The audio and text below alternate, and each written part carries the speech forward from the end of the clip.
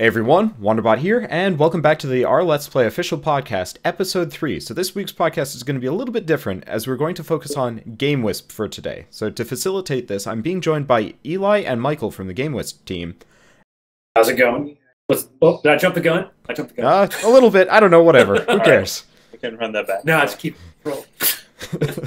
Sorry, man. It's cool. I didn't exactly put cues in this script, did I? I'm also being rejoined by Mari from GeekRemix, who has a lot of experience with the platform as one of their first creators. Hello. The GameWisp team has been very close to the Let's Play community. I think as far back as December 2013, that's when, I think it was Eli, put up his post introducing it. And actually, he'll regularly drop by in various threads to participate, which is awesome. But what is GameWisp? I'm going to let these guys talk about it, seeing as I know very little. All right, well, thanks for having us on the show. I appreciate it very much. My name is Michael. I'm the CEO of GameWisp. Eli's here, as Wander mentioned. What's up? I'm the CTO. That's right. That means he does all the technology things. But yeah, so we're happy to be here and share a little bit about GameWisp, and then we just talk through it and ask any questions and all that kind of stuff. So GameWisp at its heart is a website, a platform really for gaming creators to engage with their audience in meaningful ways, and then also to help them make more money from their content and from their brand. And that's kind of our basic elevator pitch. But those are our two goals. It's like what we set out to do is help gaming video content creators to do those two things: engage with their fans and then make more money from their content. So that's a good place to start. I can elaborate on that if you want. Okay. What that means specifically, or where do you want to go? Why don't we go with that? Sure. So at GameWisp, and it's helpful to kind of think about what we are in the context of our story. But I can start out with just saying that we love gaming video. We love gaming video content creators. That's what got us into this in the first place. We aren't really creators ourselves, other than when we, make the, I don't know, a random Let's Play, or we stream some stuff in the morning, stuff like that. But we've watched it for years and years and years. And so, we come from a place of loving this medium and this community. And so we wanted to build tools that could help content creators with their channels and with sustainable revenue and things like that. Yeah, it turns out it was really hard, really, really hard to build these tools. So to kind of talk about, set the stage, we realized that, and this was even before platforms like Patreon and fan funding and even GameWisp itself, that, creators were kind of living and dying by CPM and relying on revenue. And this is, now granted, there's a divide here, right? So there's somebody who's gonna Let's Play and make this content because they like it, and it's fun, and it's great, and it's just always going to be a hobby. There are people that are, they kind of want to make money and do it and pursue it full time. And it's not really a question of like passion or drive or creation. It's just some people want to pursue that full time and some don't. And so when we speak about creators, we're kind of speaking of the people that sort of fall into the second bin, the people that want to make money from it. They want to quit their day jobs. They want this to be, what they do because they're super passionate or whatever. And so we were seeing creators in that boat living and dying by the CPM rate and always being in this sort of survival mode. It's like, I've got to work, I've got to work, I've got to work, I've got to make content. It wasn't uncommon at all for us to talk to content creators who were, working 12 hours a day, 7 days a week, putting out content, trying to get those views on YouTube. And we just, we kind of stepped back, and to us that almost felt like punishment. It's like, you're having to do all of this and bend over backwards just to sustain your life so you can pursue your passion. It was like this vicious cycle. Like, yeah. You just keep working hard because you're passionate about it. It's driving you into the ground. And so we really wanted to find better ways for those creators to kind of make a living and be more comfortable and kind of get their life back. And yeah, I think that's a great phrase. We talk about a lot here in the office, just about helping people get their lives back. We talked to a lot of gaming content creators that are at, PAX or RTX or one of the various conferences that, they had to sometimes people are afraid to take time off from their channel because they think they're going to lose viewers, views, audience, whatever. People who work, 18 to 20-hour days before a conference to make sure they have enough content that's scheduled on a YouTube channel. And so it's from those realizations that we decided, or I guess that we come from when we design tools and use software to try and help solve those problems. Yeah. It comes down to kind of optimizing two things for us.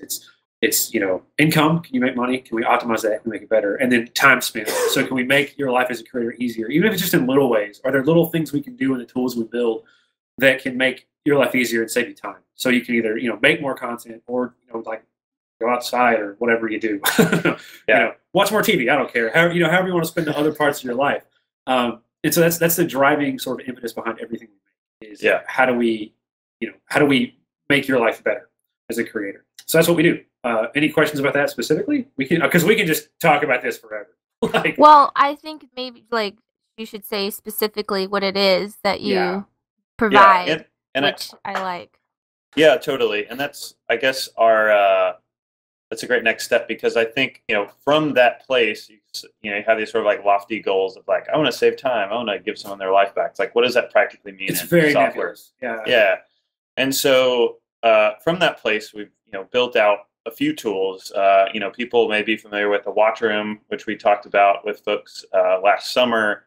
We have since at that point sort of changed a lot of what we do based on creators' feedback, and we've landed on this this thing that we call having insiders, having an insider program.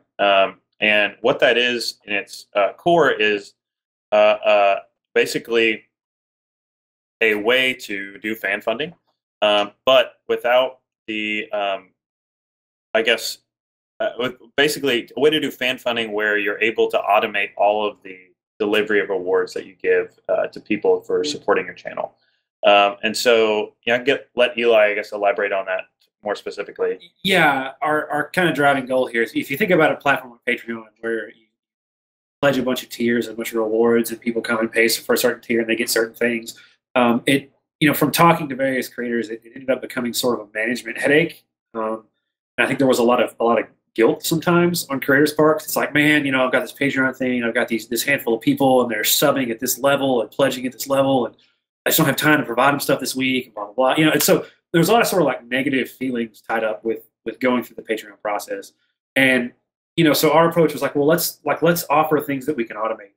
That way there's never any headache. So one of the things we do is we've built an entire system around series management, is what we call it, which is basically an easy way to manage kind of the long form episodic Let's Play content that video game content creators often create. So I've got a series about The Last of Us, and it's 50 episodes long, right, or whatever. And so we've built tools to kind of make it easy to upload that content to us, manage that content, and then have that content be delivered to people that want to be in your insider program, where they pay some monthly fee at a price you set, and they come and they can watch that content. And then after a certain amount of time that you specify, we automatically push that content over to YouTube, and it goes in the right playlist. It has the right tags. It has the right description. It has the thumbnail. So it's just like you push it over there yourself. And so we built all these tools so you only need one point of interaction for 90% of cases, and that's GameWisp. And then it pushes over and is handled automatically. And so this lets you offer kind of an insider experience without having to manage two different YouTube and our platform. You should also add that you guys automate the annotations too, so that when you make a playlist, you can put the annotations that you want in the playlist, and then make even more individual ones as you're uploading, because I always thought that was the best part. Yeah, the tags and descriptions and all those sorts of things are managed at a series level or playlist level. So on our platform, we have things called series, and the series are basically equivalent to what a playlist is on YouTube. But instead of managing your content video by video and then adding them to a playlist, we thought it made more sense for Let's Players to manage a series and then add videos to that particular series. And so, as Mari said, you can basically add all the details you want for all the episodes to the main series object. So tags or tags, right. And then as you add episodes, all that stuff is automatically added to that particular episode, and it'll be carried over to YouTube when we push it over. And you can still edit per episode. Right. And so, the cool thing is tying this really great series manager that seems to save people time, seems to be, and you can come, if you're interested in listening to this, obviously we can walk you through it or whatever. And I think we have a video on our site that kind of walks through it. But the idea is that we tie that with things like this early access model where people can, as Eli said, pay you a monthly subscription fee and then get access to your content early. And the point of that, going back to kind of our like core values, is we wanted, to get in the middle of the workflow of the content creator. So this is content you're already making. It's going to be free in the end anyway. But fans are willing to pay a little extra to get it early because they want to support you, and it's a great way that you can manage something without adding a ton of time to what you're already doing. Yeah, I think that's the main goal. We just, like we said already, we don't add time, and we feel like that's what our system does. We're in beta; it's not perfect. We're still taking suggestions for how to make things better. We're fixing things as we go. But even now, how it stands, we've been working closely with Mari because she was interested in this insider program. We've been working closely with her on the series management side of things, and so I think we're doing it right, Mari? I mean, you're saving time. Well, let me say what I like about it from a content creator side. Yeah, you guys have been talking for a while now. Yeah, right. So from my perspective, what I like is that when, as opposed to Patreon, where I have to basically automate all the stuff myself, like if I want to give out early access content or private content where I don't want anyone else to see it, I only want my Patreons to see it, I have to copy and paste a bunch of links and label each link and say, this is what it is, blah, blah, blah, blah. And then everyone has to click the links. Instead of that, with GameWisp, I upload the video to their server and they do a lot of the SEO automation, which I'm in complete control of. They don't do it. I just have a preset that I make, and that automatically gets an email sent out to all my insiders who paid for early access, and they get to see the videos actually in higher quality than it would be on YouTube, because YouTube compresses it. And for me, I feel like that's a really nice feature that they're able to see it with less compression. And they get to see it early, and I don't have to feel as bad, because I feel bad about taking donations, even though I'm like, I need it to survive. So that feels pretty good. And I also like that you guys added some other new features where I can make it much easier for me to initiate having hangouts with my insiders, like the little channel chat. I can come in and be like, hey guys, what's up? What are you guys doing? And then I can have little message boards on my channel where I put like, hey guys, thanks for coming. Why don't you leave a comment and I'll talk to you. It's just that kind of, that little already set up thing I can do instead of trying to set up a chat room or a Google Hangout or a Twitch stream. That makes it easier for me to give insiders what they need. It saves me a lot of time and stress. That's what we like to hear. Yeah, and so I mean that was our big goal, right? Saving time and stress and building features to sort of accommodate that. So I mean, in a nutshell, that's kind of what we do. To speak technically to the quality point, yeah, I've noticed that. It's sort of, and I can't. Someday I'll sit down and put numbers on this. On like, is it 5% better than YouTube or 10% better than YouTube's video quality? I don't know. I can tell you qualitatively, just looking at the videos that we've had delivered through our system thus far, like they do look better. They do, and so when we push to YouTube, when we push something you upload to YouTube, we actually use the base video you gave us, and so it's kind of a neat way to do a comparison. Like with the GeekRemix videos that have been coming out, I'll watch it on our servers and take a look and watch it come down, and then when it gets pushed over, I'll watch it on YouTube and be like, this does look a little better, even at comparable resolutions. So that's kind of interesting. Yeah, I wish I could put some numbers behind that, but my gut feeling is it looks better.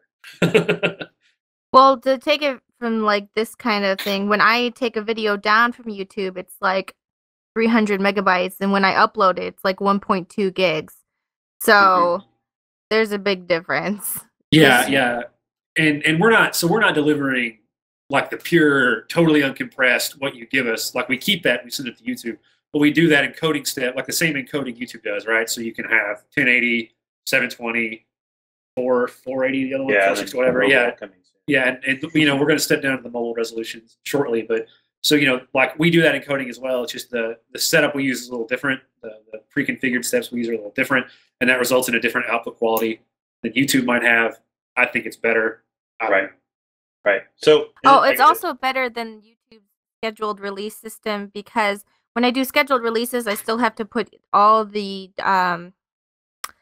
the annotations and the descriptions in for each one, and then it's kind of like uploading at the same time, and it's really weird. And also at the same time, I can't put the scheduled links to my Patreons because it's set to private.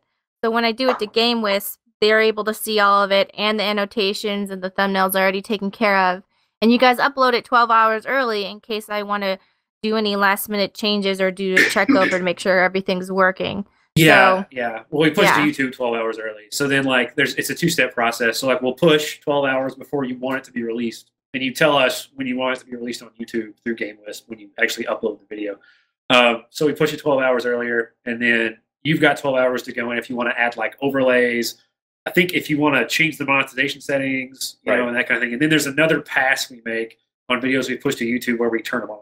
And that's at the time. Yeah, because they're pushed private. And we do that because pushing unlisted actually negatively affects the amount of views you have, just based on how it interacts with the, you know, like the people that subscribe to you and their feeds and all that stuff. So we push private and then move it to public at the, the time you tell us to do that. So, you know, like I said, it goes back to just like trying to make, you know, lives easier for content creators. And, you know, I guess like, you know, something that you may ask is like, what's in it for, you know, we talk about what's in it for y'all as creators, as creators, and there's a lot. And, you know, I guess the point is that this is like one of the first major things we've done. You know, we've done the, in our vision for what we're going to build and what we're going to be and that sort of thing. And so, you know, I guess the opposite question is what's in it for us. And, you know, so I think other than like the touchy feelies of helping content creators because we like their content, you know, we you know, we're trying to build something that, you know, is sustainable in a way that, you know, we can keep making more tools. So gotta sign our paychecks, right? Right. Yeah, that's right. So, you know, there is like we look at ourselves similar to something like the, you know, Twitch sub button or something like that, where, you know, we're gonna take a, you know, this is the business part, but you know, we take a fee out of it, and then because we think the tools are valuable and really do save time, and so that's just how we pay the bills, keep the lights on, keep the servers running, keep the video streaming, all that. You seem so uncomfortable while talking about money. Yeah. Well, yeah. speaking of the fee, the way the insiders works is that you can set a minimum, which are the minimum that you can set the minimum to is $3, and I have mine at $3.99. But then on top of that, they can leave you a tip for just that month, or they can go above $3.99 and give like $10 a month or $7 a month, which not surprisingly, but a lot of people are actually really willing to give way more than the minimum. Oh yeah, always. Yeah. So I put my minimum really low because I don't know, I feel bad. But then a lot of people, and actually, like, I don't think anyone's actually given the minimum yet. They actually give them something like $5 or $10 a month, and it's really easy. And you guys take a flat fee from each one, and it's fine with me because I'm getting a lot of insiders, and you guys honestly give a lot more than Patreon, and Patreon barely does anything. Yeah, and we've heard that, and so we're happy to hear that. To put some being the technical person, put some concrete numbers around this. I'll put the you know, the specifics on it, because you know, we're all about transparency too. Is that you know, we do set that minimum that you can put it at. We take a flat fee of $2.50 from the monthly recurring subscription, and that's if you charge $10, if you charge $7, if you charge $3.99, it's just a flat fee, which is the same as Twitch. Just in case you guys are wondering, that's actually an industry standard. Yeah, so don't think that's too much. That's like I actually researched it too, because I wanted to make sure that's the industry standard for that type of service. We had a hard time coming to terms with what to take, right? Because you're in contention with two things. One, you know, you want creators to make as much as possible because we want to help you guys, and that's not just like lip service. That's where we're coming from. From the other, it's like, man, we got to pay our bills. And so, you know, we talked to a lot of creators about, well, like, what seems fair? Like, and a lot of what we heard is, oh yeah, $2.50 seems fair. That's what Twitch takes, and you know, all I get is emoticons or whatever. So, you know, like we felt like $2.50 was fair. It is my hope, and this is not even the opinion of GameWisp, but all this is my personal opinion. It's my hope that at scale that number can change. Yeah, it may or may not, right? It's business, but like, it's my hope that number can change. And we have decided that kind of no matter what services we offer in the future, they can like automate things and make your life better. Like we don't want to go above that number. Yeah. Like, that we want that to be, this is the cost of our services that make your life easier. We think this is fair. Yeah. And anything you make on top of that, on top of that base fee. Yeah. And so just to be clear on that, it's, that's $250 on whatever the base tier price is. And then if people give you a tip, then we take the same rate as Patreon on that. So it's like 5% plus credit card fees. So something. Yeah. It's Patreon. We just want to be competitive with other people in the market. So that's what's in it for us, other than the joy of hanging out with content creators we love and supporting them. Yeah, and Mari's right. It really it made my day to see when she started her insider program, and people would pretty often give above the base rate. That was really nice. You'd see some recurring donations of like $6 or $7, maybe as high as $10. You'd see tips for $5, $10, maybe $15. And so that was really cool for like one-time tips to see that come in. So and you guys are working on getting PayPal in there too. Yeah. Right now we support credit card transactions, but our next step is PayPal. Our hope is to have that in testing by the end of the week. I don't know if that's going to happen because we had this huge ice storm, and then also we just had to adjust our video delivery platform to go worldwide. Yeah. But that is definitely like we're going to have PayPal in there as soon as possible. One day maybe we'll support Bitcoin or Dogecoin or something. But we've got about 6 people now working on GameWisp full time. Let me look around the room real fast. That's right. We've got 5 here, and we're based out of Nashville. We've got a couple developers on staff, and that sort of thing. You guys are up 24/7 all the time. Like it could be 3 in the morning, and I'm like, "Hey guys, like, what are you guys doing?" They're like, "Hey, what's up?" And I'm like, "Whoa." Yeah, and we're at a spot now where we're small enough and to be very responsive. We hope to stay very responsive as we get bigger. The company, I'm going to be sad the day that we have like too much volume that I can't interact with every single creator. Yeah. But for now, for sure, like the head of tech support is the CEO and CTO. Yeah, that's who you get. So, when you talk to us on Skype or you talk to us on Reddit, we're the ones reaching out to you because, hey man, that's how it is. Yeah, small businesses. We work out of a basement. It's nice. It's cozy. It's cozy. Like we have kind of like a little office thing. But so I think the point of bringing that up even is like we're not huge. We're kind of small, but we have got some resources behind us that are going to enable us to stick around for a while. We're not going anywhere or anything like that, and so we're just excited to be where we're at. I think it's great to be able to have a product where we feel like we're able to help people and it's out and people can use it, which is new for us in the last 2 weeks. So that's pretty cool. Before we get too far from the topic, these services that you've been expounding, and I know Mari's had a lot of experience with them, but like for example, I don't have access to them yet because I'm not part of the insider program, right? Right. Yeah. Okay. So what? Wait, let him finish the question. Yeah. Well, sorry. The main question is, I guess for most regular people, these sound like awesome features, but like, so you need to be part of the insider program to say even upload videos to you guys, and then really all of the series management stuff. I know I can like import my playlists from YouTube to GameWisp, so like I have some amount of functionality, but for regular end users who are not part of the insider program, there's not much for us yet. That's true. Like, when would we get that? Do you know? So the reason we've kind of gated Insider is it goes back to us being a small company, right? Like we kind of need to control who's uploading to our system, like what that's doing as far as load on the infrastructure. Is everything working? Are the bugs all out and all that kind of stuff? So in terms of how you would do it now, if you were a content creator, you would sign up, we'd import your YouTube if you let us, and all that fun stuff, and you could still like create new series if you wanted. But that would be just within the scope of videos you had on YouTube. So in terms of practical usefulness, that's probably not super practically useful, but you can do it to see how it works if you want. Now, you can request Insider from your like channel dashboard, and then we get an email, and we kind of try to turn that on as we have the opportunity to work with that creator.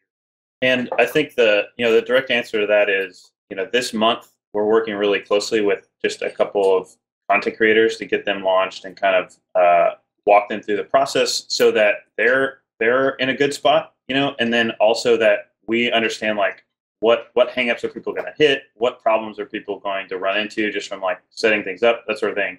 And so the hope is that over the next like probably like 2-3 weeks at the most, probably time, depending on with wiggle room there. Our hope is to really like figure out and automate this process, and then just at some point very very soon turn on the nozzle as high as we can go and let anybody who come and do it and set up their content.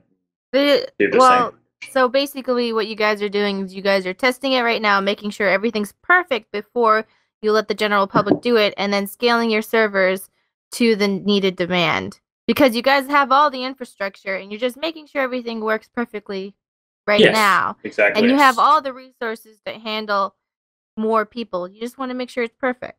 Exactly. Yeah, you said that much better than us. It's a very good summary. Yeah, thank you. That's true though, and yeah, because there are bugs, there are things we work on and things we fix and things like that. But in terms of a functional platform, Mara, you've been using it for what now? About 2 weeks. It works fine. Yeah, like really pushing and stuff. And so we're kind of at like 95% in terms of functionality. There might be a little sneaky thing lurking here and there that needs to get fixed, and that's kind of where we're at right now. But yeah, our hope is to open the floodgates soon. Yeah, as soon as possible. It works internationally now. So if you're in Australia or Europe or Asia, you're fine. You can see it. It works fine. So yeah, that was the product of what, 6 days of work. So crazy, 6 days. But yeah, I guess does that answer that question? Yep, pretty much. So cool. So you guys are effectively Gmail from what, 2003? Yes, that's right. So big. That's right. Gmail was really great in 2003, in case anybody forgot. It was really great. True. Okay. So I guess the other point is the other main question I would have is there are a lot of people watching this that probably aren't content creators. At least I know on like Mari's channel and my channel. So what's in it for like not people like Mari and myself? That's a great question. So what's in it for people that are fans instead of content creators is that you're going to get the opportunity to support your favorite content creator, and in exchange for that, get something very specific through us. And that's either early access to content that you might get later, but if you want to be the first people to see it, you can get access to that with better quality. With better quality, and experience it with other like hardcore fans of your favorite channel. And then the other thing right now is that we give content creators the ability to add premium exclusive videos and content. So, assuming a channel does that, as a fan, you can get access to exclusive stuff that no one else has access to unless they're an insider. And also you get to have those little messages on the insider tab where you go, hey guys, blah, blah, blah, and they can respond. You can talk to them. And then there's also the channel chat room that I really like, in case a creator wants to hang out with people who are also watching the things and ask questions. And they have all these little things where they can do a hashtag question and then at you, and you can just click on that tab and answer all the questions people are asking you and stuff. So you can ask people. Yeah, and so I guess that falls under the umbrella of like interaction, right? Where we're adding features to support better interaction. Yeah, and I think going forward we're gonna add other things of that nature and caliber. I imagine the watch rooms will come back into more focus, so you can do private events with your fans, things like that. Just so really great ways to interact with your favorite content creator is really the answer. Yeah. Now, is the channel chat thing like a persistent thing? Like that'll just be there forever, or does it wipe on a daily basis or something? Because I'm looking at it now and it's just Mari and you, actually, Mike. Yeah. So the deal with channel chat is that's also very beta. So there's a history there. God, I could go into all kinds of technical details, but I won't as to why it's working the way it is. It's one of those things that's on my list to kind of circle back to. It should be persistent up to an extent. It's currently not as persistent as it should be. That is the answer. Okay. So are you hoping to have it be like a consistent thing so like people can just I guess for me with the channel chat, I'm interested because I do a lot of like large group Skype chats with people.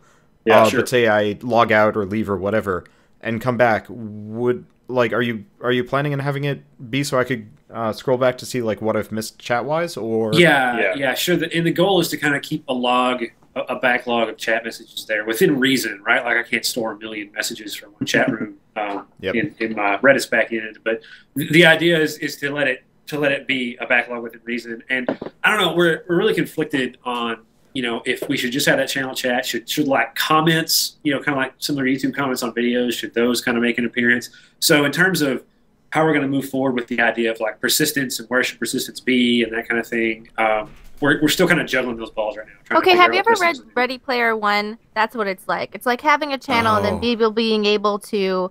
So in Ready Player One, people were able to have channels where they have their stuff. That's what it's going to be like. Someone goes to your channel and there's a chat room. So anybody who's watching any video on my channel can talk to each other. And they'll say, oh, are you watching this series? Yeah, I'm really loving it. Oh, maybe I'll watch that next. What do you think of this joke when she said this? It'll be like that.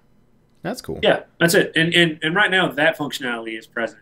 Like it works across all the series you're watching. And, you know, everyone is there. But yeah, the backlog, work in progress. I think, Mari, you were the first person. Yeah. You were the first person I know that has actually read that book. I'm disappointed that nobody else has. Oh, okay.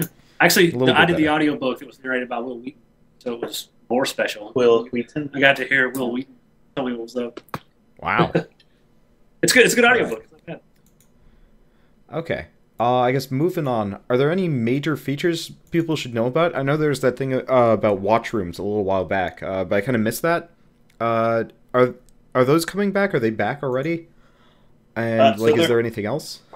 Yeah. So, you know, I guess the big feature that we're, I guess, like promoting right now is talking about is like the insider program and all that kind of stuff. But in sort of like the series manager, the convenience of that, all that. But you know, watch rooms were a big deal for us, I guess, last year, and that it was kind of a first thing we ever came out with. It was a really neat thing for people to come and hang out with their fans and show off a video. For anyone who didn't see it or don't know what that is, you can think of a live event similar to Twitch in that you're there with a chat room and you're kind of there with your fans, but instead of a live stream of what you're playing currently, you have a webcam, and then separately you have a embedded video where you can actually control where, you know, you can press play, pause, seek it around, and then everybody who's there in the actual event is that whatever you're doing as the content creator is synced out to everybody. So think of it almost like Mystery Science Theater 3000 or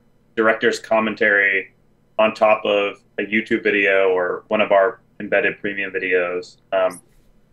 So an example of what I did is that I took a video where I don't talk. I edited it. I played Outlast, and I edited Outlast in such a way where it was supposed to be found footage, and then I pretended like I was a crazy person who thought it was real, and then I talked to the people while I was watching it, and then like I was pausing it and being like, do you see this here? So an actual practical use for it would be if somebody is a professional fighter game person or a Dota person and they're trying to explain a tactic to someone. So let's say if you are like a professional Street Fighter 4 player, I have friends who do that. If they're trying to like be like, oh, I'm going to teach you guys how to do this when you're doing a certain type of like competition, like, oh, like they control when the video plays and starts, so they can pause the video and everybody else's video pauses too when they're watching, and they say, so you see at this point, this is where I circle back, kick, flip, A, B, start. And like, and then everyone's like, oh, let me ask you questions about that, and they can answer the questions live. Because when you're doing Twitch, you have to actually keep playing while you're doing it. Yep. I mean, you can't stop. So that's really it'll cool, be like actually. That. I didn't think of it that way. I was trying to think of it in terms of like how I would use the watch room feature, and I'm at a loss personally. But I could see that being really useful for the speedrunning community, actually. Definitely for speedrunning. Yeah, for sure. And you know, we had when Destiny was in beta, we had a creator who would come and like talk about all these strategies about playing Destiny, you know, to people who hadn't played the game yet. So people would come to that his watch room events and like learn all they could about Destiny from the really low levels. He would pause and skip around and talk about strategy. So that was definitely a really good use case. Other people It could also be useful for people who are planning raids. Yeah, for sure. And people used it just to kind of like provide more insight into things they did or why, or like, oh, here's where this happened in the game and what's going on, that kind of stuff. So there's several use cases. And one of our creators we worked with a lot, a guy named Arcus, he's in the Minecraft group, and he came in and got a lot of feedback on his videos from his fans. So that was really interesting use case too, where he was just like, hey, I'm building this. This is how I'm talking about it. Critique me. Tell me what you like, what you don't like, what other kind of videos you want to see, stuff like that. So that fan feedback was really interesting too. Now, I know I'm jumping the gun on this one. I was going to ask about him later on, but I might as well ask now that you've brought him up. Is he still involved with GameWisp at all, or is he backed off because, big YouTubers are busy? No, I mean, he's definitely still involved with us. We've had a great experience with him doing, the watch rooms. We've had a premium. He was literally our first content creator to walk through the sort of insider program process, and helped us learn a lot about how to do it right and do it the right way and stuff like that. So he's definitely been really involved, and so that's been awesome. We're really thankful for that. So he's been helpful in that he is like a little bit of a larger channel, and so he's brought that perspective on maybe different issues that he might face, stuff like that. Nothing. I'm trying to say that nothing. I don't know. You're trying to say my penis is small? It's not big enough for you? It's perfect. Thank you. Thanks, Eli. No, I just it's interesting. Like we've you brought this up, Wander. Just like the different. There's a lot of different mentalities out there across channels, and just because you have a large amount of people or a small amount of people doesn't necessarily mean you're doing it right or wrong.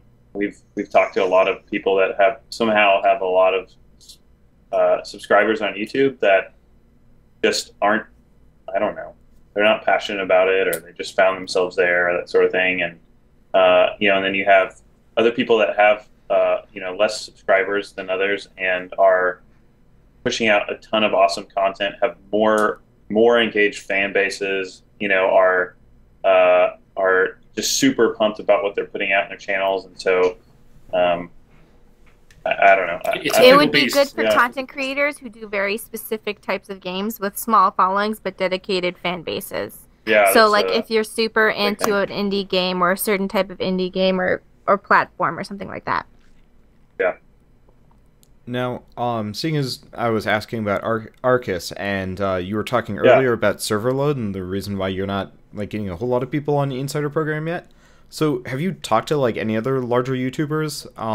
What's the game plan for even dealing with those? What if PewDiePie decided to come in and set up? That'd be just fine. What? Their servers scale easily. Yeah, it's all the programming. All they have to do is just plug in a new server. That's the literal answer. Is we have. I'll say this word. We are in the cloud. We're actually in a couple of clouds. Several clouds, and so we have the ability to scale up our servers very quickly to handle load.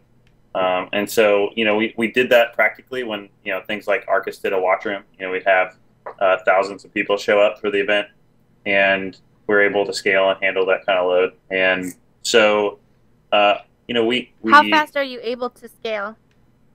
So really quickly, we have a lot of that really automated and sort of ready to go, not turned on, but we can turn it on really fast. It's set up and ready to go.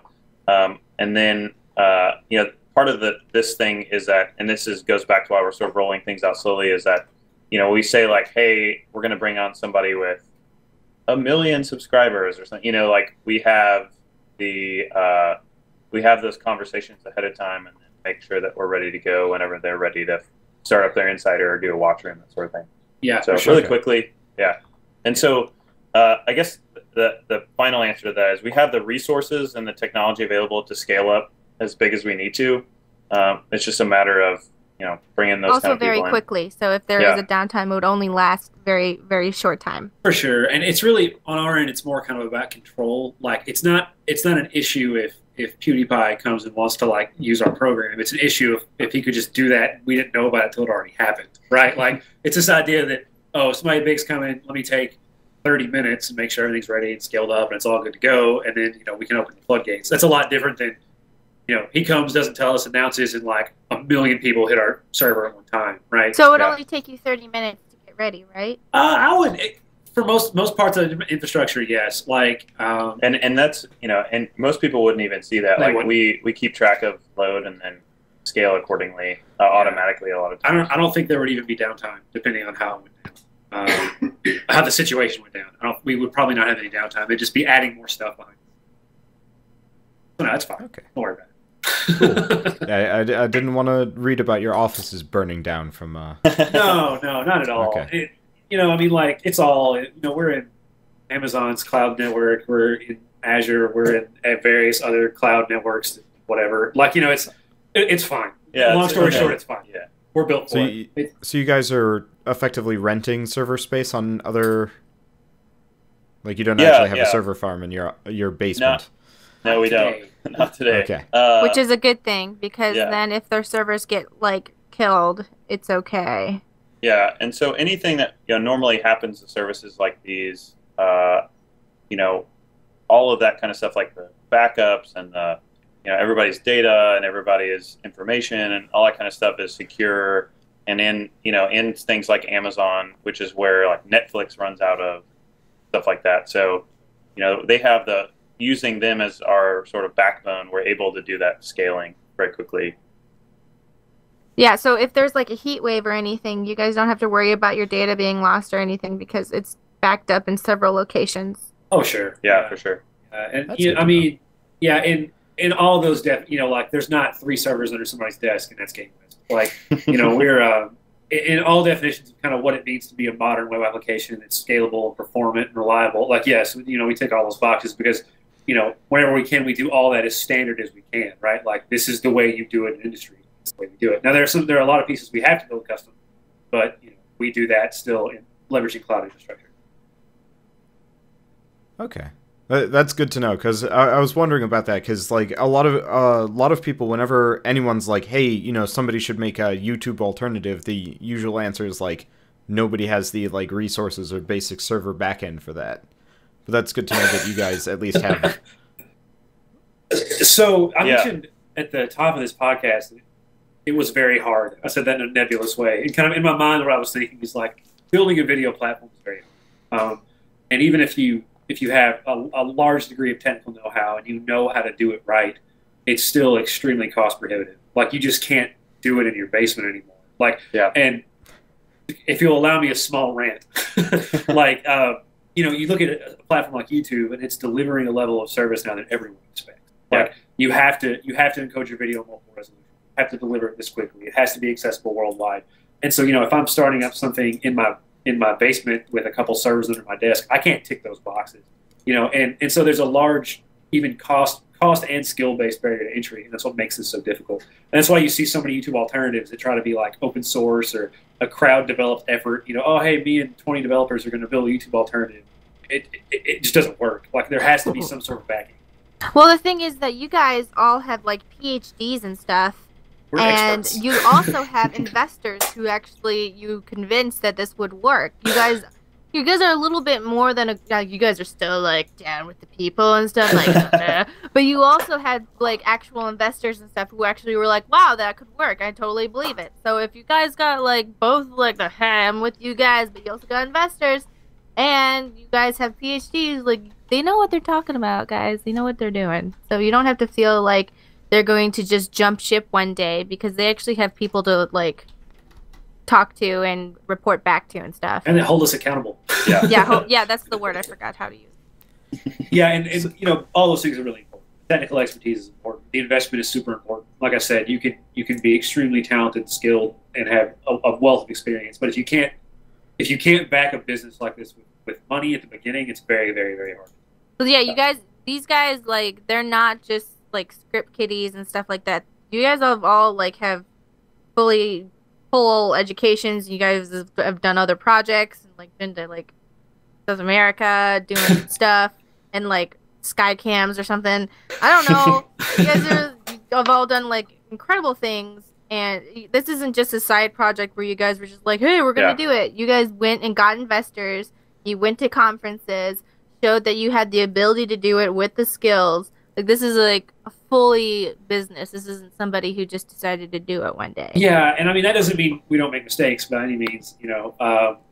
But you're right. Like, there's a lot of for the size of this company, there's a lot of brain power behind it, which is nice. You know, we have some really talented people outside of just Michael and I. You know, that do some great development for us. That do great work day to day, which is fantastic. So yeah, it's not by definition it can be a fly-by-night job. I mehave been around for a while, and you know, like and you have to have that skills and resources, or we'd have been dead months ago. Like we couldn't have afforded to pay the bill on just Mari's content. Like, you know, just like one, you just can't. It's cost prohibitive. So you know, you have to have that sort of that background and that funding. It's very difficult. Now, did you guys have the investors when you first put up that post on our Let's Play? Because I remember when. Okay, so I have to ask about that. How did that even happen? Like, I saw the post and I was like, oh man, this looks really cool, but largely unfeasible. And then I heard later you got the investor. I was like, oh man, they're actually going to do this. So I'll let Michael tell it. But man, that was weird. A weird time. We've been through a long road, and this is, you know, I think maybe be familiar to anyone who's either, you know, made a YouTube channel and you've found some success. You know, you have a winding road, or starting a business, whatever. But we started this company almost 3 years ago now. And back then we were building a cloud backup system for PC game saves. So basically Steam Cloud, but across all of the places you can buy games. So, you know, if you bought it on Steam, bought it on Amazon, bought it at Best Buy in real life for some reason, we could back up your save game, keep it safe, all that kind of stuff. You could share it really easy. You could share it. That was the next thing. Like, so we launched that, and then we added this thing of like, oh, cool, you can swap save games, right? So you could, like, my Skyrim character is a elf archer, something like that, and yours is like a Nord warrior. So we're gonna, since we're backing up and syncing to the cloud, we can just swap game saves, and then I can play your character, you can play mine, or maybe a Minecraft world is a better example. Anyway, point being, we had this web application where you could share these things, and then we thought, oh, it'd be cool to add the ability to link a video or pictures to that save, so you could show off your Minecraft world to everybody. Provide context to the save game. Yeah, and so what ended up happening was that we had a bunch of people, for some reason, linking YouTube videos and not downloading the product or sharing saves or anything. They're just like, I want to share this YouTube video and about gaming, and we had some things where you could sort of classify by game and genre and stuff like that. And so people were actually like leveraging those sort of discovery tools to like post their YouTube videos and try and get some traffic. We're like, what is going on here? And that caused us to turn our attention down this road of like gaming video. And we had all watched gaming video as entertainment up till then, but we didn't realize how massive this thing was. Like, this huge movement of people that were just creating all of this content, hundreds of thousands of gaming video channels and millions of people watching this stuff. And so we just sort of discovered the enormity of what gaming video is, and that caused us to start changing our direction. And yeah, so when that post came up on Reddit, that was right in the middle of the time where our Let's Play was really frustrated with something YouTube had just done. I don't know, some content thing. I don't even know what it was anymore. The content ID thing? Maybe it swapped. Yeah, so like, it was the managed. Yeah. And so people were really upset. I think with good reason. That was kind of alarming. And so I was like, we're doing this video thing now with GameWisp, but it's kind of done, but it's kind of broken. But I'm just going to talk about it. And that was, and I don't know if it was a mistake, but the response was overwhelming. Yeah, because we talked about it before in like December, as you mentioned at the top of this podcast, and then we had like a launch sort of thing in February 2014 where we had like a couple of people that were supposed to jump in, like 10, and we ended up having like 400. Yeah, I was one of those. I remember that. Yeah, and to frame this with context, at the time we had no money. It was basically, there were kind of four of us involved with GameWisp, but in terms of development, it was Michael and I, and we were both grad students full time. So I was Yeah. like finishing my PhD, and Michael was finishing his master's, and it's like we could work on GameWisp like 2 hours in the middle of the night, you know, or whatever. Yeah. And we just couldn't do it, man. We couldn't keep up. And so just for some reason, despite that, you know, we still were able to kind of get into Techstars, which is an incubator. You know, we pitched this idea to them and showed them what we had, and against all odds, and perhaps even against common sense, they accepted us. Yeah, and you know, I think I would stop and just say, you know, this is a great time for us to thank our Let's Play. I mean, Oh, for sure. seriously, like if we had not, you know, if you guys had not responded with coming to check out the site, linking YouTube, you know, sharing, you know, series and playlists and videos and all this kind of stuff, like that was a huge part of why we got into Techstars program, which allowed us to sort of quit our jobs and go full time on GameWisp, but also in the end, you know, get the investment we've had. And so, you know, we're like super, you know, thankful for that. Like it's just that totally changed our lives. I'm gonna go even further and say probably without that response, without our Let's Play, you know, being interested, being willing to try something new and broken, you know, or whatever it was, like we probably wouldn't exist. No, yeah, definitely not. And that's kind of, you mentioned earlier that like I'm on our Let's Play a lot. You know, kind of responding to stuff, and I'm on it, you know, on it reading things every day or whatever. It's like part of that is just kind of that gratitude, right? It's like, you know, I want to be involved in this community because in a lot of reasons, they're very responsible. For sure. Yeah. So, Yeah. that kind of gets us to Techstars, going through that, and that's how we kind of, you know, we piggyback some investment off of that, able to do this full time, and now we're building this platform. Yeah. That's kind of the story that we've had, and it's been a lot of ups and downs, and a lot of times where we just go like, God, like, you know, like back in when we launched the thing and couldn't keep up. It's like, oh, how the heck are we gonna like do this for real, you know? And it was soul crushing, man. Yeah, it was soul crushing. You know, bugs that didn't get fixed for weeks and things like that. And you know, now as Mari, you know, said earlier, you know, we're up like all the time. Like we work 12 hours a day on this thing, you know, and so it's just a whole different world, you know, going from about the same time last year where we were about to launch this to where we are now. It's just totally different. So,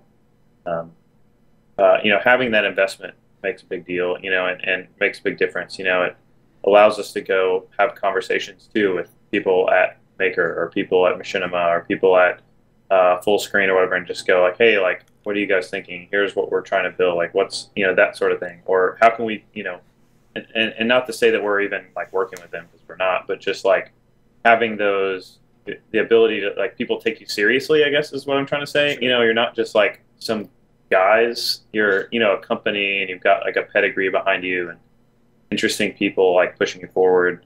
Really helps us and sort of propels us, accelerates us forward and into the ability to actually, you know, accomplish the vision we have for what we're doing. Okay. I guess speaking of networks and YouTube, so before we started this, you mentioned that YouTube really didn't interact with you that much. So, like, do they just not acknowledge your existence, or is it super bare minimum?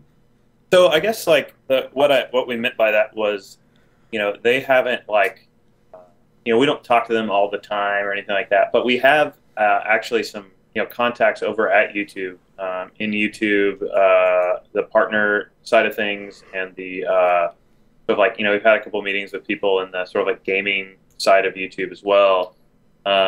Just you know, we're just trying to build relationships there. So, you know, there's been little things like, you know, problems we've had with the YouTube API that they've fixed, or, you know, the fact that like some person had camped youtube.com/GameWisp, you know, that like for 5 years and never done anything with it for some reason. And so, you know, we were able to work with them to get that channel. You know, stuff like that has been great, but you know, they acknowledge that we exist. I think they're not, you know, they're I guess waiting to see how we progress as well.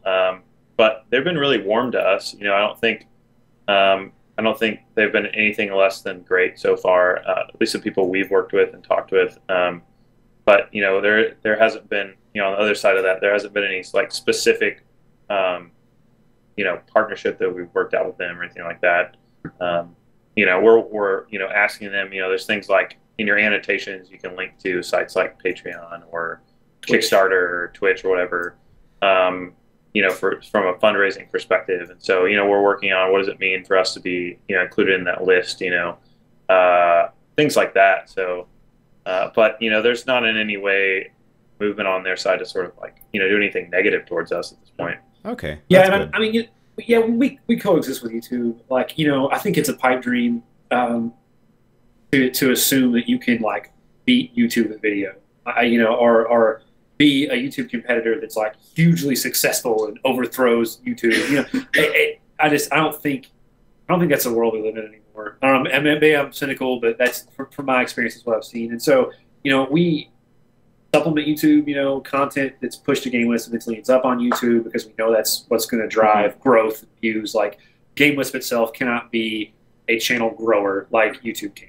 Yeah, and I think like the cool thing about that is we're not going to necessarily replace YouTube. Like our mission statement is not to be the gaming YouTube, but rather like tools for gaming video creators. And so, if Yahoo decides to put out a gaming platform, or if Microsoft does, or a video platform, or Facebook's working on their video product, like can we jump in the ecosystem and then give you the tools in order to say I'm going to push to YouTube and Facebook, so I think that's kind of our hope is that we fit sort of next to YouTube in the ecosystem, not as a competitor, complementary to it. Yeah, complementary, augmentation.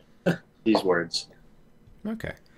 And you also mentioned networks, and I was going to ask about that. Like, have any of the larger networks ever talked to you? Like, Union for Gamers, Polaris. God, I don't actually know any other networks. I'm kind of anti-network there. But like, do you guys have a plan for eventually working with them somehow, or is that just like far future? We'll think about it when somebody decides to drop some bomb on us, kind of like the PewDiePie thing.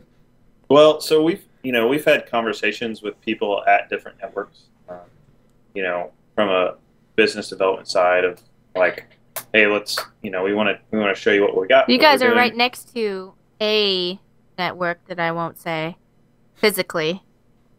Mm-hmm. Yeah, we are. We should talk about it. Yeah, that's exactly right. And so, there's things like conversations we've had with people like that where we can go, this is what we're building. And so, our interest is that a lot of content creators are on networks, and so, from our conversations with the people at networks, what I've found at least, I'm the one that's had these conversations, is that there's folks working at them that really do care about their channels and people that they manage. And, I've heard a lot of people that are really frustrated that they don't have the sort of manpower to give value across all the tens of thousands of channels that they've decided to bring into their fold.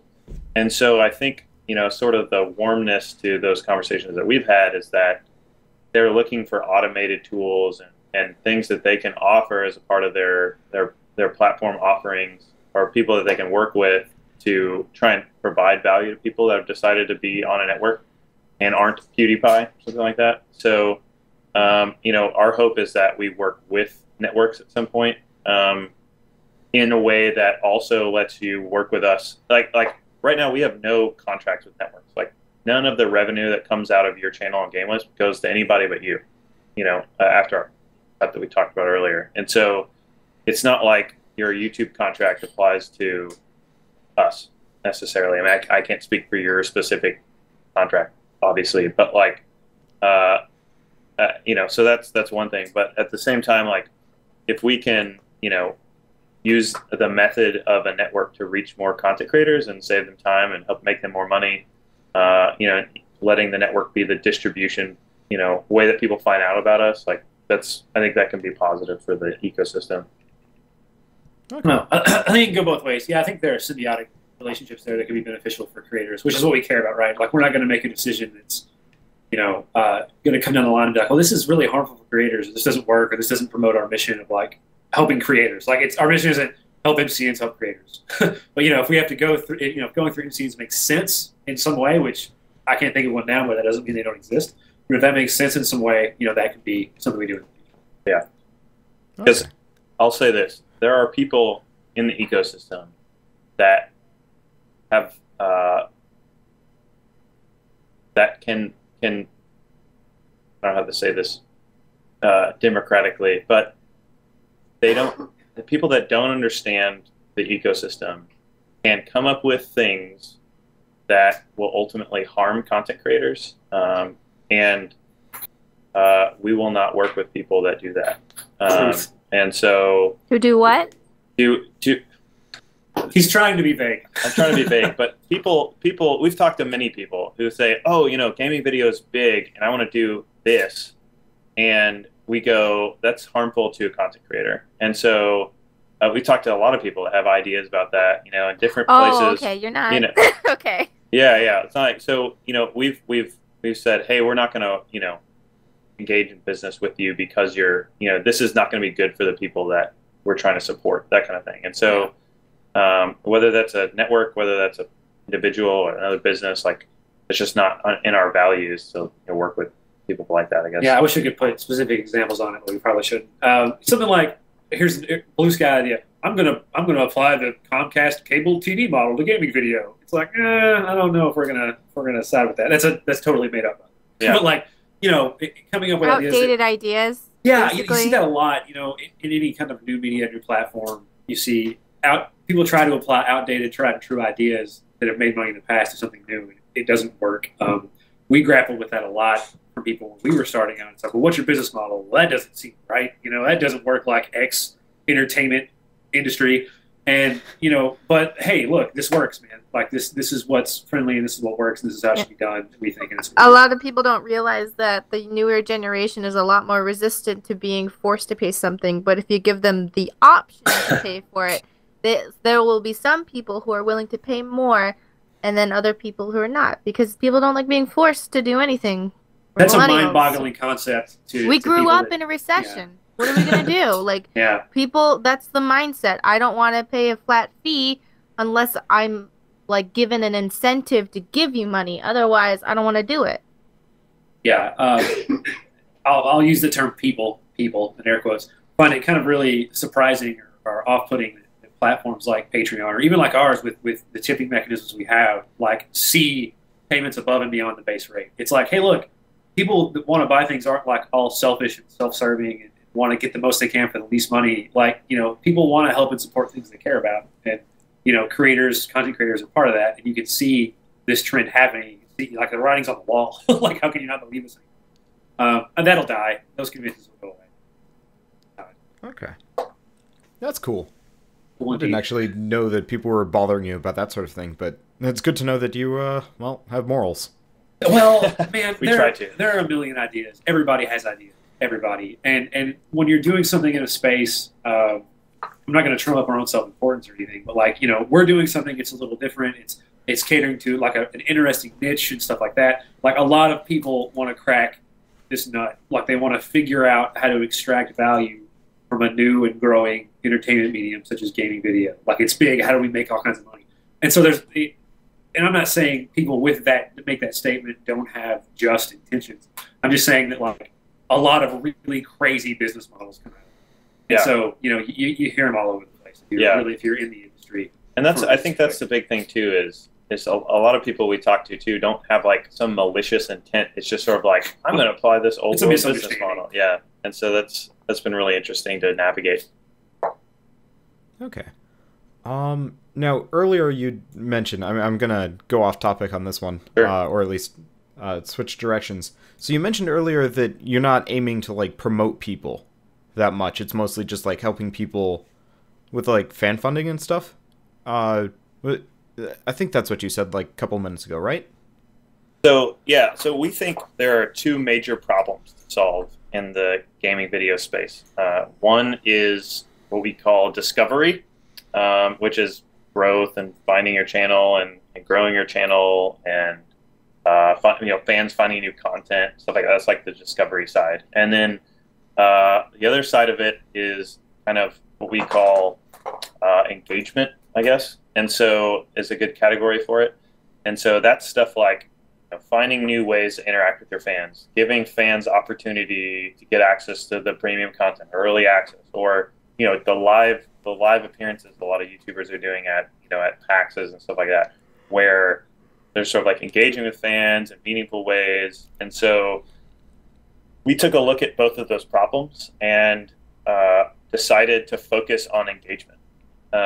we we like the idea of solving the discovery problem because that's really important to a lot of people. There's a lot of cool things you can do around discovery with gaming, and you kind of see us take a stab at it if you go to our website and go. Yeah, there's I'm a looking tab at called the Explore page. Yeah, and so you can go look by like genre, or look, find a specific game and look at, Let's Plays for that particular game, or, stuff for, even on like a series page on GameWisp, we have stuff like other stuff on GameWisp, or, related content. So there's like things that we're like taking a tiny stab at for the discovery You guys piece. are working on channel trailers too, right? Yeah, totally. So that's, where you can put up a trailer, say, hey, this is my channel, and this is why you should watch me or support me. But those pieces are things where like we took an initial stab at and are like, here's like a beta solution, here it is. And now, but really like our big focus, because we're small, because we're having to like really focus on one particular thing, is this engagement side. And so all of that to say is, yeah, like if you're looking to say like, I really want to grow my channel, like GameWisp is not the place for you right now. It's like not. we do things to like SEO and bring traffic to people's videos and channels and stuff like that as much as we can, but we don't spend like 12 hours a day working on that. Whereas, we try to spend 12 hours a day or whatever working on things that are going to make your life easier, make easier to interact with fans, make it easier for fans to support you, and give them stuff back for supporting you. Yeah, okay. I have a strong academic interest in solving the discovery problem, just because it's so hard. It's so hard.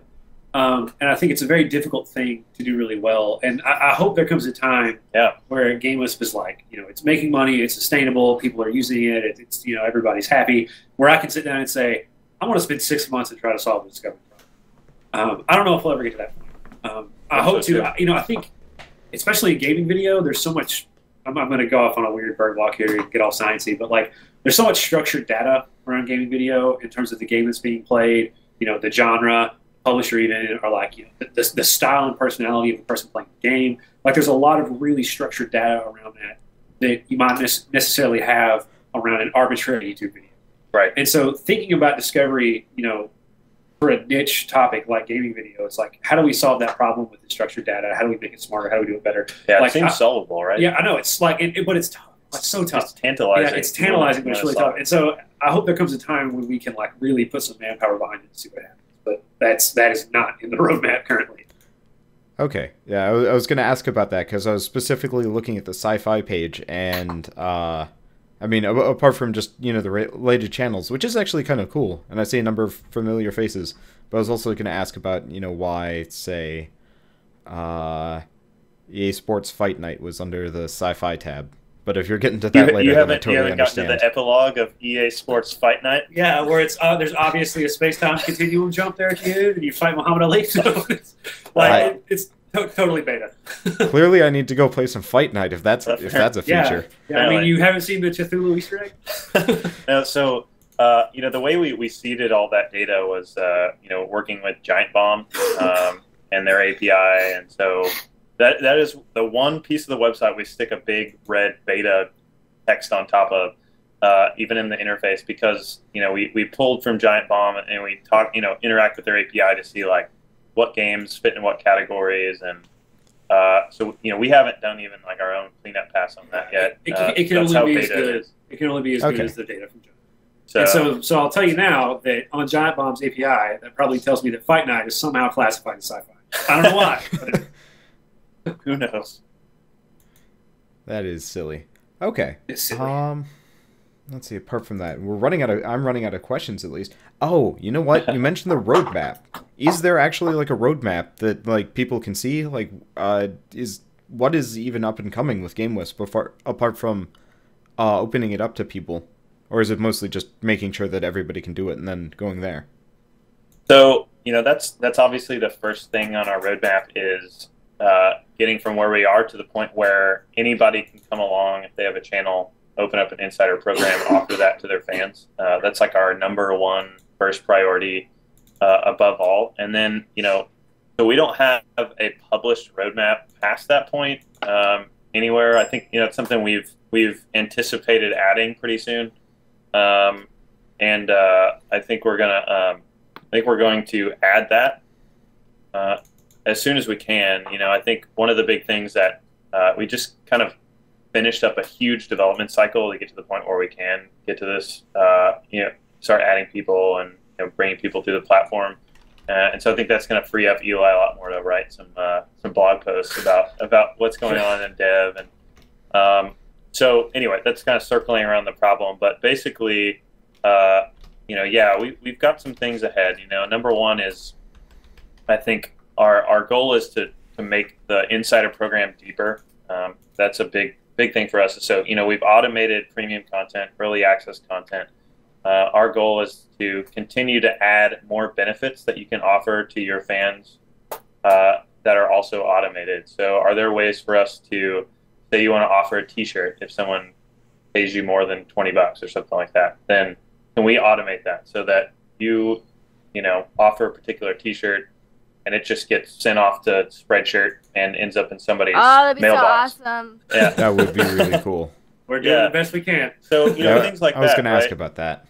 Yeah, and so those are the kind of things that we're thinking about in the roadmap. It's not like, oh, how can we add this new thingy, but rather, and that goes back to the point of engagement and discovery, where it's like we don't want to spend time figuring out how to classify Fight Night when we could spend time figuring out how to automatically send a t-shirt to a sponsor, so that you don't have to do that. You're not like buying t-shirts and going to the post office, spending an hour or two doing that when you could be making awesome gaming video content as a creator. And so so the roadmap really is deepening those sorts of features. I think the other thing that we've learned, over the last couple of years, is that we're gonna add more people. We're gonna bring in 100 content creators or something, and the problems that is gonna cause, as far as like, how do we, they're gonna not dredge up, but they're gonna use the system differently than we anticipated. 100 people using it is different than one person using it, and so we want to have space available for us to go. How do we make sure everybody has an awesome experience, whether you have 100 followers on YouTube or a million or whatever, or 37 million or whatever. 37. But really, that's our main focus, is how do we build out features that you can offer to your fans to make your life easier. Yeah, and a core driving philosophy is we don't want to add a feature unless it's automatable. We don't want to add a benefit you can give to your fans unless we can fully, or at least 95% automate that thing. Otherwise, we're just creating work for you, and there are already platforms that create work for you. So we don't want to do that. So that's the driving philosophy, and just the fact that Mario was like, oh, that t-shirt thing would be so cool, right? So I've bookmarked that now in my mind. That's something that we might look into because I deeper. already send t-shirts to people who donate a certain amount, so that would be a lot easier. Yeah, or a lot of content creators want to give out information for servers. Hey, here's a Minecraft server. Here are the credentials for that. Can they do that automatically? If they subscribe at $10, can we just email that person some credentials? So, it's just thinking through how to do stuff like that in a way that makes the most sense for the most people. Yeah. Because on Patreon, it's such even though they're like, oh, pick it for this many people, but I'm I still have to make my own thing. The only thing you do for me is just set it up so it goes to a certain amount of people when I email them. Yeah. It's just not good for me or for the stuff I make. That sounds really cool. Yeah, and so if we can take that opinion and someone says, oh man, I can do this and offer this and it saves me time, that's the win. For sure. And so, roadmap beyond that is, I think we have a vision where we allow people to sort of do some more management for their channel, in automatic ways. That goes back to that. But even stuff like new videos coming out, and not just emails your followers, but you could automate a tweet about it, automate a Facebook post, stuff like that. Well, I'll just let you know that since launching with GameWisp, I've been a lot less stressed out about automated uploads, because I know it's going to the insiders, and I also know that it's gonna go up, and there hasn't been a hitch yet. Every time I check, I'm oh, it's there, ready to go. Don't have to worry. Yeah, and so that's I think that's I'm glad that you feel that way. You know, just because, like I said, it goes back to, I don't know. We don't want you guys to have to worry about that, and we don't want to add a ton of features so that like consistent performance degrades in any way. And so our roadmap, like I said, yeah, definitely along those lines. And we may add and change that. We probably will, formalize that a little bit and maybe even post that somewhere. I think that's a really good idea. Yeah, and we try to be really methodical about adding things. Like one of the one of the main things we heard when we first talked to people about, oh, we're gonna push your stuff to YouTube and all this stuff. Like I don't know if you'll censor this on the Let's Play podcast, but the main thing we got was don't fuck this up. like if you're gonna be interacting with my YouTube, like and adding stuff and moving things and sucking things in, like if you screw this up one time, like you've lost my service or myself. You've lost me as a customer or whatever. I totally relate to that. Like, well, like I remember, I was like, hey, I need this to come out at exactly this time because this is the time that I know that it goes out. Because this was the first time it was being pushed, and I was like, guys, is it gonna get pushed? Is it pushing? Is it gonna get pushed? And you're like, okay, it's gonna happen. Reluctant. I was like, okay, but is it going to happen? So I need to know. And then it's always been exactly when I wanted it to. So I'm psychotic. When you're like a content creator, you're like psychotic about exactly when a video is going to be released and how the thumbnail looks and all this other stuff. Like you got to make sure it's perfect. Otherwise, you lose that initial boost for whatever you're doing. So yeah, we try to be mindful of that for sure. And of any feature, like that core underlying philosophy of like don't mess this up is kind of going to be where we're coming from. That's awesome. All right. I guess I've got two questions left. We're definitely getting to the end of this. So right. I guess the first one is I know I kind of hounded you on this earlier, but like a number of people watching this are going to want to know when they really should start looking at GameWisp. Would you say like 3 months from now, people should really start trying to like sign up and get into the insider program, or 6 months from now, or a year from now? Oh, shorter than that. Yeah, like 2 weeks. Okay, well, I'll say this. Right now, you can sign on to the site, link your YouTube, and request insider.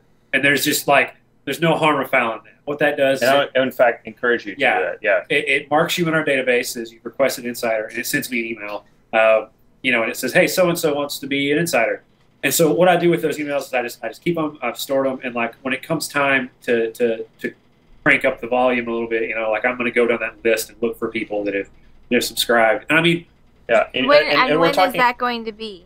March, So, and that's in a few weeks, right? Yeah. Okay. Like that's, so, I'm making it that just like, it's going to be in March. Like it's not like 6 months from now, we're going to have something ready for everybody. It's like, we're going to push out probably, 2, 3, 4 more people individually.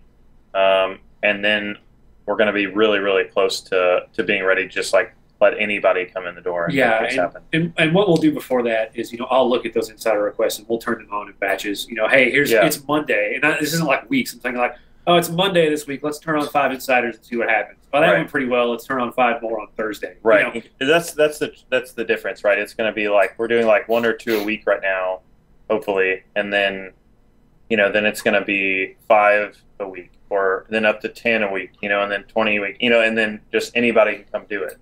That's kind of the progression, and that's going to go. And getting that list of emails that helps you understand what you need to do how to be prepared, right? Exactly. And that's a big thing is that, the more people that we have come and express interest, the more we can gauge what our, server load is going to be and how quickly and large we need to scale the site.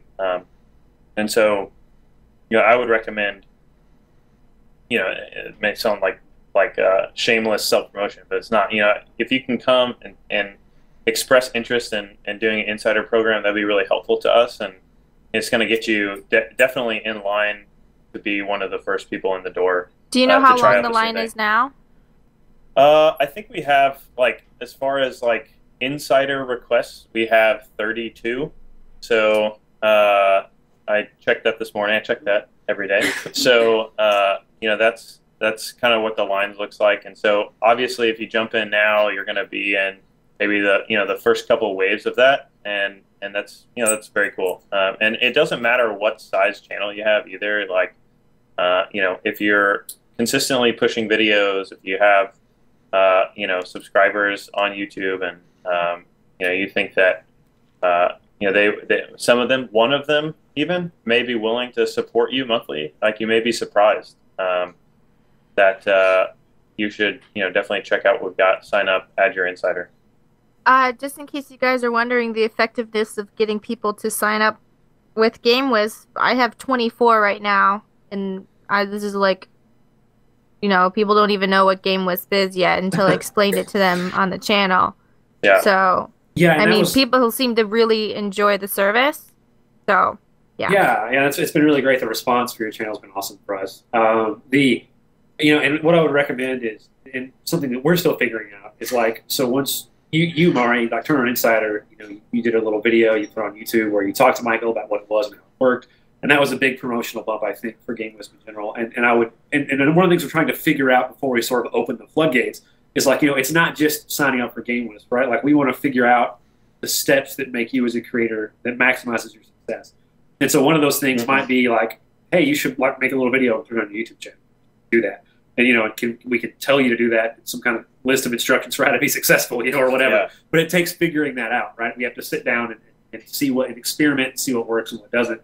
And so that's a non-technical thing we're doing in this process. Well, so what I did is with Michael is that I did like a tutorial showing, hey, these are all the things that if you signed up, you would be able to see and do. Like how I said before, you get to hire a higher end video, you get to see it early. You get to have all these features. Like, you gotta like explain all the things. Because with Patreon, you're like, hey, support me, and I guess whatever. But with this one, you get all these default things that they're gonna get automatically. Yeah, for sure. And as far as everybody watching or listening to this goes, I'm actually gonna have a link to that video, just because. Cool. You can use the video as the background video if you want. I think this podcast goes a little long. We'd have to loop it like okay. 20 times. I think it'll just Sorry, guys. Infinite repeat. Yeah. Okay. I guess the last question is, and I've been holding off on this one, maybe should have talked about it earlier, but you mentioned March for when this is being rolled out. Now, the other thing in March is PAX East, and you said you wanted to do this before PAX, so I figured, what is your guys' plan for PAX? Do you have, like, a booth, or are you just going to be running around, like, grabbing people, or what's the plan for PAX with GameWisp? I wish we were just running around. We actually just run around with a van and abduct people. On the service. No, we are actually going to be at PAX East with a big relative booth. Big for us. Yeah, we've got a 10 by 20. So we're going to do cartwheels. Right, you will. Eli will be there. I'll be there. Andrew will be there. Jesse, Greg, anybody else? Rusty. I don't know. No. All these people, you may have heard some of their names. Greg blogs, does our Twitter. He's the master of the tweets. And then Andrew's, you probably have heard, maybe you've seen emails from him or posts on our Let's Play. But anyway, we'd love for you, if you're going to be at PAX East, to come out and come say hi to us in person. We're going to have a few things going on in the booth. Number one, we're going to have space for content creators to hold autograph sessions with fans. So that's a cool thing. So number one, if you are interested in doing that, we have some slots available for that. So you can email us. I don't know, it's just info@gamewisp.com. But we have we're gonna have a few people in the booth just there for fans to meet and greet. We're gonna have demos of GameWisp. Some of our unreleased features we'll have there. We'll have just to show off, or just some of the back end stuff that maybe you can't see until you have your insider program active. You can come check that out. We're gonna be there and giving out some swag. We got some sweet T-shirts and some these really cool postcards. So we gave these postcards out at PAX South, specifically designed for PAX South, and we've got some new ones that we're excited about that are going to debut at PAX East. So if you want to come collect them all, then you can do that there. But that's our plan. So come check it out. Yeah. And you'll be there for all 3 days? Definitely. We'll be there all 3 days. and I don't think they've like put out the map yet or whatever, but Yeah, you they can find haven't. us. No information. Yeah. I assume it would not be kosher for me to try and dibs one of those T-shirts before PAX even starts. Why don't you talk to us offline, Mr. Bot? Okay. Yeah, See what we can do. The shirts are super soft. I think we can make that happen. I think we can make Okay. that happen. For all your graciousness for Yeah, inviting that's us on right. the podcast. They are very It seems soft. like a and fair trade. They're good. So Okay. maybe they'll be for sale one day. I don't know. Wow. Anyway, but for That'd you, be cool. you got one for free. It's All cool. right. Okay.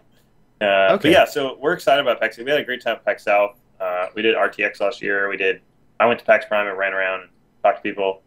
So hopefully we'll be at all the things here. All the things. Except Minecon. We're not going to Minecon. It's too far away. Maybe next year. But I love it. maybe in Nashville next year. Who the heck knows where it's going to be? Anyway. Okay. I guess the last question, completely unrelated to GameWisp, except for you two. Just to humanize you guys a bit and make this a little bit less of a promotional podcast. What are your guys' favorite games, and what games are you looking forward to in 2015? Eli, you want to go first? Yeah. Okay, that's fine. So I got a few things swimming around. I play games really behind schedule, right? So like, I did grad school, did my PhD, and it's like a time warp. You miss all games, you miss all movies, you miss anything that happens in that 5-year span. So I have to go back and play stuff that's old. Like I just finished Fallout New Vegas. That was exciting. But so on the topic, I'm a big Civ fan. I like Civilizations series. I was big into Civ 5, and then Beyond Earth came out, and I played it, and it broke my heart. And broke my heart, Beyond Earth did. And now Sid Meier's releasing starships, right? Yeah. Spaceships, battleships, and he's got me on the hook again. Like I've seen the videos, I've seen like the live streams or whatever where he talks to Jake Solomon, and I'm like, gotta have it, gotta have that game. So that's the big one I'm excited for in terms of gaming, and really like I pick up a bunch of indies, and so I'm always looking for something new and exciting from the indie space. So hopefully I don't get let down 2015 from the indies. That was good. That's where I'm at. That's good. I don't know. I spent a lot more time playing like big titles, which is maybe, I don't know if that's gonna Casual. Yeah, Eli's shaking his head at me, but so like I don't know. Like I'm about to finish up BioShock Infinite, so I'm a little behind on that. But I'm playing a lot of Destiny right now. Like a lot of Destiny. A lot of my buddies are big into that. So my wife graciously bought me a Xbox One for Christmas. It's love, friends. That's right, it's love. And so I've been playing that with a lot of friends. I've enjoyed that. So I guess I'm kind of a casual person with Destiny. Not super casual, but I'm not like a level 32 yet or whatever. Like I'm still working on it. So I think my 2015 is gonna be that. Hopefully the new expansions for that will be really cool. I played Assassin's Creed 4 Black Flag, so I'm looking forward to I think PC or Assassin's Creed Rogue is coming out on PC, and that kind of uses the same engine and all that. So when that comes out soon, I'm gonna pick that up because I really enjoyed Black Flag a lot. And then I don't know, I just pick up old games a lot sometimes, like Dark Forces or JK2, stuff like that. I'm excited about playing that. And gosh, GOG just came out with the loves of my life. Oh, the Star Wars TIE bundle? Fighter and X-Wing Alliance, and my first big online gaming experience was playing those games with. I had a clan. I was in a clan called United Pilots Alliance. Do people even do clans anymore? Yeah, Is that a thing? I'm on a clan for Destiny, but UPA we were big, man. We had 350 people in it. Wow. We had wings and squadrons and squadron leaders and executive officers and the Supreme Council and all this kind of stuff. Back in the day when the MSN Gaming Zone, some of you out there may not even know what the heck that is.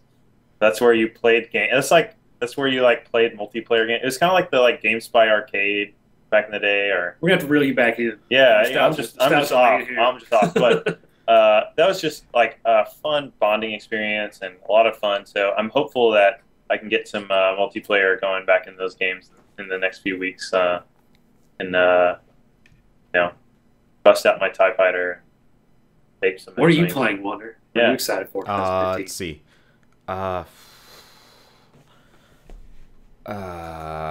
My problem is when we think that you're Let's Play. yeah, like anything that I'm Let's Playing. The problem is like I'm very focused on what's coming out within the next 2 weeks, which is kind of a mess. But like I pretty much have to. Oh, crap. Well, I'm glad I just checked. So I'm like really big into roguelikes. So I really like Cavern Kings, Vagante, Binding of Isaac, Tower of Guns actually.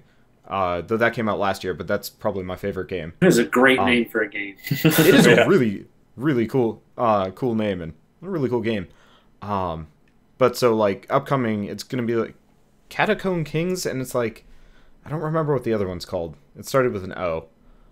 I'm forgetting, but yeah, those are like the up and coming ones, and I don't even pay attention to AAA anymore. Oh, you know what? No, I know what I'm really looking forward to. No Man's Sky. Yeah. Gonna be awesome. It's gonna be fun. Yeah.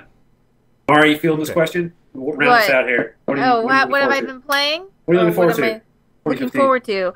I'm looking forward to more Life is Strange. That game is incredible. Right. Wow. Okay, so everyone's like, oh, whatever, it's just another story-based game. I'm like, no, you're wrong. It's amazing. Dude, I love let me story-based tell games. you why. And everyone's like, oh, I don't get it. I'm like, no, let me tell you about the skull from, like, Madagascar. And everyone's like, what? Yeah. No, it was really fun. I watched Let's Plays on that. I watched yours. I watched a couple others. Like, yeah, it's good. Did you see all my theory videos where I was like, let me tell you this brain trip, and everyone's like, whatever, and then at the end they're like, oh my god. Yeah, that blue jay, man, it's got significance. The blue jay, the skull, dude. You guys, no one believed me, and I was like, no, guys, come on. Shun the non-believers. Shun. All right. Well, I think that's pretty much it. I guess the final section is where can we find you guys? Twitter, Reddit, stuff like that. Yeah, totally. So we've got a few places that you can find us. Twitter.com/GameWisp, Reddit.com/r/GameWisp. We've got a Facebook if you're into that. Facebook.com/GameWisp. We have a LinkedIn. I'm just kidding. We have a website, GameWisp.com? Yeah, we have a website. We have a company. GameWisp.com. You can find us there. We have a blog.gamewisp.com. There's a lot of things to plug, but most mornings this week has been off because there's been an ice storm here, but we've been working from home. But we do a thing called Morning Coffee at 9 a.m. Central Standard Time, where we stream on Twitch. So twitch.tv/GameWisp, and basically I didn't even know this. Yeah, if you watch our Twitter, we send out tweets when we do it. Some mornings we miss it because stuff comes up. We try to do it every morning, Monday through Friday. Yeah, and we'll specifically talk about what we're working on from a development standpoint and marketing standpoint in the morning, and answer questions, stuff like that. It's not super prime time for like streamers, but we're not really trying to do that. We're just trying to be available to fans and creators. So you can come by our Twitch in the morning. Keep it really brief, like 15 to 20 minutes. Yeah, super brief. So, and if you want to find out about the inner workings of a startup, and what our days look like, we kind of talk about that too. Yeah. So those are all of our things. Once again, if you want to, you can sign up on the site today, create a channel, and request your insider, and then, we'll get you in as soon as possible, honestly. And then, if you have any direct questions, we're available on our Reddit, on also, info@gamewisp.com. So a couple of us watch that email address. Yeah, and I'm pretty sure if you do an our Let's Play post about this podcast, we'll be there. Yeah, lurking in the shadows. Right. I just want to make it clear, I've never received any money from GameWisp. I only say this because of the current atmosphere in video game journalism, so never received any money from them or any sort of incentives or anything. Nope, she was just a big enough sucker to trash first. Worked out great. So yeah. Thank you very much for trying it out. Yeah, and thank you, Wander, for having us on. This is great. Hopefully, it's not too self-promoting. I don't know. We try to be blatantly honest, but like Michael said, if you got any questions, we're pretty transparent. You can ask us anything. Anybody can. We'll answer if we can. Yeah. Well, thanks for coming. Honestly, when I put up it wasn't even like before the first podcast came out, when I was just kind of like putting out feelers for like, hey, is anybody interested? You were one of the first people, and I was actually really sad that I missed it.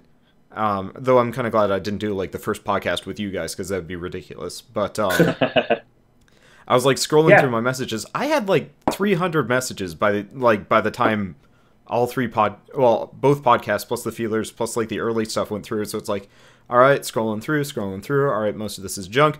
Oh wait, that's GameWisp. Okay, let's actually pay attention to this one. You should have you have a spreadsheet, don't you? I have a sign up list, and I don't think I've actually said this during the podcast, but I do have a sign up list. But they don't tell them. Then you'll be. Yeah. Don't tell Yeah. Well, I mean, it's on the subreddit sidebar, so. Yeah, put a little barrier to entry for that. Like, You gotta come to the subreddit. Yeah. you have to come to the subreddit and have a good mic.